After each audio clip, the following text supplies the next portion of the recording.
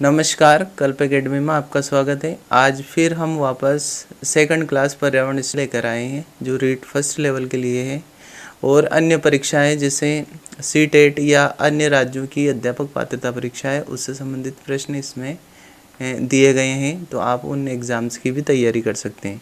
तो चलिए आज शुरू करते हैं आज की प्रश्न सीरीज। यदि आप किसी भी शिक्षक भर्ती परीक्षा की तैयारी कर रहे हैं तो आप हमारे चैनल से जुड़ सकते हैं। यदि आप हमारे चैनल पर नए हैं तो हमारे चैनल को सब्सक्राइब कीजिएगा, वीडियो को लाइक कीजिएगा, साथ ही हमारे जो अन्य फ्रेंड्स हैं उनके साथ शेयर कीजिएगा ताकि आपको प्रतियोगी परीक्षा से संबंधित प्रश्नों की सीरीज और अन्य प्रकार के टॉपिक की जानकारी आपको इसी चैनल पर मिल सके। चलिए आज का वीडियो शुरू करते हैं। हमारा जो फर्स्ट क्वेश्चन है, पादपों में प्रकाश संश्लेषण के लिए उत्तरदायी कोशिकांग है, यानी कौन सा कोशिकांग पाया जाता है जिसमें प्रकाश संश्लेषण का कार्य किए जाते हैं, जैसे हरित लवक, गोल्जिकाई, माइटोकॉन्ड्रिया और लाइसोसोम। तो इसका जो करेक्ट आंसर रहेगा वो रहेगा हरित लवक। हरित लवक जो होता है वो प्रकाश संश्लेषण का कार्य करता है। ये जो प्रकाश ऊर्जा होती है उसको रासायनिक ऊर्जा में बदलता है। साथ ही यह पौधों में और शैवालों में पाए जाते हैं। शैवाल जो समुद्र की सतह में या समुद्र के अंदर पाए जाते हैं उनमें ये पाए जाते हैं। अब बात करते हैं नेक्स्ट क्वेश्चन की। हमारा अगला प्रश्न है जल का शुद्धतम रूप है, यानी हमें जो जल का शुद्धतम रूप जो प्राप्त होता है वो अशुद्ध जल के अंतर्गत प्राप्त होता है, समुद्र का जल, नल का जल या वर्षा का जल। तो इसका करेक्ट आंसर रहेगा अशुद्ध जल।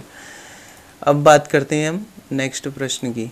हमारा जो नेक्स्ट प्रश्न है वो है किस दुर्ग में बेलों की आराध्य देवी विश्वंतिका का प्रसिद्ध मंदिर है।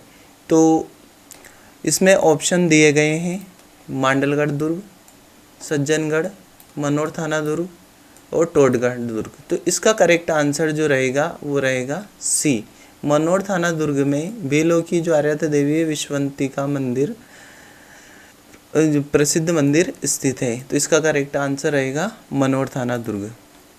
नेक्स्ट प्रश्न की हम बात करते हैं। अगला जो प्रश्न है हमारा, बराबर बांट लेना निम्न में से किस राजस्थानी भाषा की लोकोक्ति का अर्थ है। 101 अर 200 अर, एक रोटी अर दो टूक, एक हाथ में घोड़ो, एक हाथ में गधो, एक हाथ लील में, एक हाथ कुसुमा में। तो इनका जो अर्थ होता है यानी 101 अर 200 दो, यानी एक ही होता है और दो ही होते हैं। एक रोटी अर दो टूक, यानी एक रोटी को दो बराबर में बांट लेना। जो हमारा जो करेक्ट आंसर वो है एक रोटी और दो टूक, यानी एक रोटी के दो बराबर टुकड़े कर लेना या एक रोटी को बराबर बांट लेना।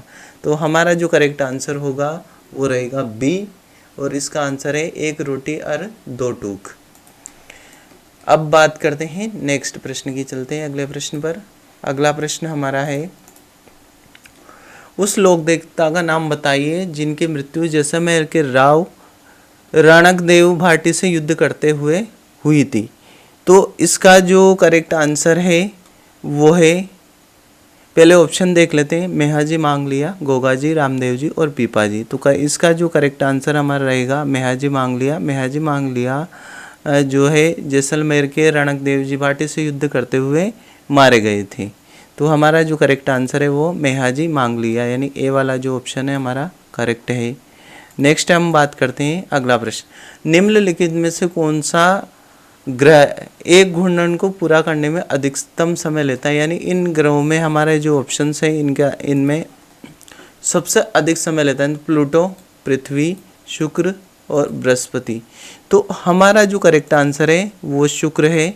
शुक्र ग्रह के बारे में कुछ फैक्ट है, उन फैक्ट के बारे में बात कर लेते हैं। शुक्र ग्रह जो है सूर्य से, शुक्र ग्रह की जो दूरी है 10.82 करोड़ किलोमीटर दूरी है सूर्य से। पृथ्वी की 10.82 करोड़ किलोमीटर दूरी पर यह स्थित है। नेक्स्ट, यह अपने अक्ष पर 2 डिग्री झुका हुआ है। जैसे पृथ्वी हमारी 23.5 डिग्री झुकी हुई है उसी तरीके से शुक्र ग्रह 2 डिग्री झुका हुआ है।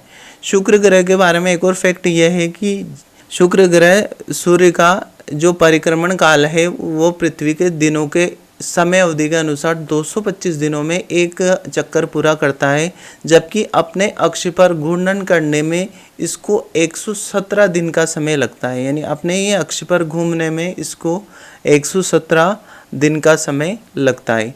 अब चलते हैं नेक्स्ट क्वेश्चन पर।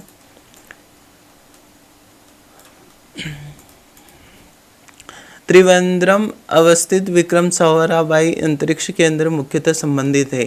रॉकेट छोड़ने के लिए प्रणोदकों के अनुसंधान से मौसम संबंधित समस्याओं की जांच के लिए ध्वनिपूर्ण रॉकेटों को प्रक्षेपित करने के लिए अंतरिक्ष यान के डिजाइन तथा निर्माण से उपग्रह प्रक्षेपण वाहनों के विकास से। तो इसमें आंसर दिए गए हैं 1 व 4, 1 व 2, 1 व 3 या केवल 1। तो इसका जो करेक्ट आंसर रहेगा वो केवल 1 है। यानी जो त्रिवेंद्रम अवस्थित विक्रम साराभाई अंतरिक्ष केंद्र है वो रॉकेट छोड़ने के लिए जो प्रणोदक होते हैं उनका अनुसंधान किया जाता है। अब चलते हैं नेक्स्ट प्रश्न पर। किस पर्वतारोही ने को नेपाल और चीन दोनों पक्षों से माउंट एवरेस्ट पर फतह हासिल करने का गौरव प्राप्त है? प्रेमलता अग्रवाल, संगीत बहल, अनीता कुंडू या मालावत पूर्णा? तो इसका जो करेक्ट आंसर रहेगा वो अनीता कुंडू। अनीता कुंडू चाइना और नेपाल दोनों की तरफ से एवरेस्ट पर फतह हासिल करने वाली प्रथम महिला थी। तो ये जो गौरव है उनको हासिल है। अगला प्रश्न की हम बात करते हैं। सूचना राजपथ किसे कहते हैं? ईमेल, पेजर, सेल्युलर फोन या इंटरनेट?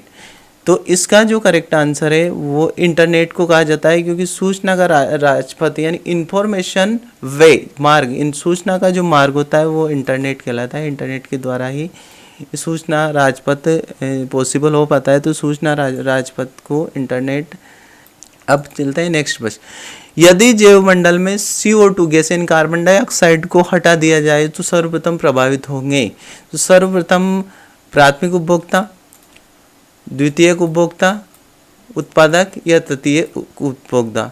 तो इसका जो करेक्ट आंसर रहेगा वो उत्पादक रहेगा। थर्ड वाला ऑप्शन जो है इसका करेक्ट रहेगा कि सबसे पहले जो प्रभावित होंगे वो उत्पादक प्रभावित होंगे।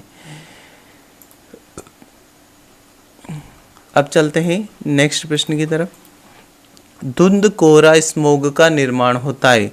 धुंध कोहरा व स्मोग का निर्माण किससे होता है? कोहरे प्लस NO3 से, कोहरे प्लस रेडियो एक्टिव पदार्थ से, धुएं एवं कोहरे से या धुएं से? तो इसका जो करेक्ट आंसर है वो थर्ड रहेगा। धुएं एवं कोहरे से धुंध का स्मोक का निर्माण होता है। यानी जो धुआं होता है, कोहरा जो होता है उसमें धुआं भी होता है और कोहरा भी होता है, इन दोनों से ही स्मोक का निर्माण होता है। जो सुबह मॉर्निंग में सर्दी के समय में जो धुंध छाती है उसमें धुआं भी होता है और कोहरा भी होता है। अब करते हैं नेक्स्ट प्रश्न।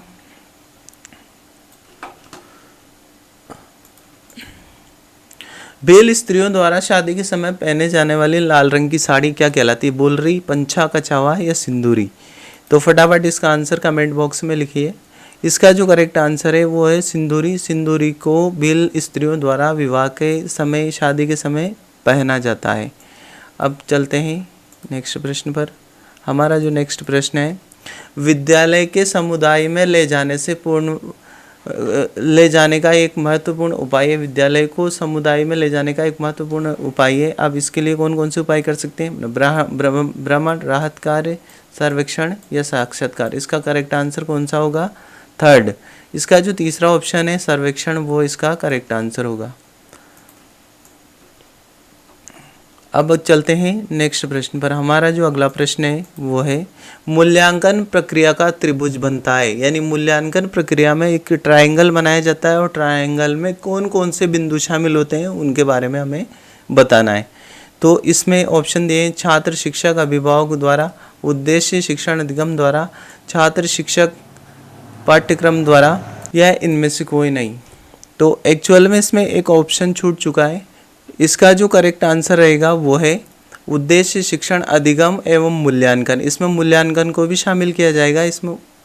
तो इसका करेक्ट आंसर रहेगा दूसरा, उद्देश्य अधिगम एवं मूल्यांकन भी इसमें शामिल होता है। BS ब्लूम के अनुसार इसमें मूल्यांकन भी होता है। इन तीनों जो बिंदु होते हैं वो इसमें शामिल किए गए हैं।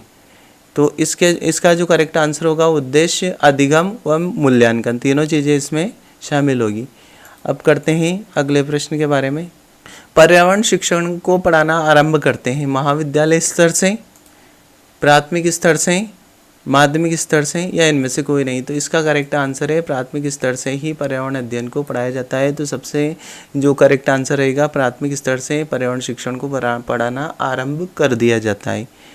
नेक्स्ट हमारा जो अंतिम प्रश्न है वो है विज्ञान क्लब का गठन का उद्देश्य। विज्ञान क्लब का गठन किस उद्देश्य से किया जाता है? छात्रों में वैज्ञानिक दृष्टिकोण विकसित करना, छात्रों में विज्ञान के आविष्कारों से परिचय करवाना, छात्रों में रुचि एवं योग्यता का विज्ञान के क्षेत्र में उपयोग करना या उपयुक्त सभी। तो स्वाभाविक है इसका आंसर रहेगा उपयुक्त सभी, क्योंकि ये ऊपर की जो तीनों चीज़ें हैं ये छात्रों को विज्ञान के लिए उपयोगी है। तो छात्रों का जो विज्ञान क्लब छात्रों के लिए जो गठित किया जाता है उसका उद्देश्य छात्रों में वैज्ञानिक दृष्टिकोण विकसित करना, छात्रों में विज्ञान के आविष्कारों से परिचय करवाना, छात्रों से रुचि एवं योग्यता का विज्ञान के क्षेत्र में उपयोग करना। यानी इसके जो करेक्ट आंसर रहेगा वो रहेगा उपयुक्त सभी। अभी तक आपने हमारे चैनल को सब्सक्राइब नहीं किया तो सब्सक्राइब कीजिए। आज के जो वीडियो है उसमें आज हमने 20 प्रश्न का चयन किया था। हम इसी प्रकार के वीडियोज़ आपके लिए लेकर आते रहेंगे। तब तक के लिए नमस्कार, वंदे मातरम।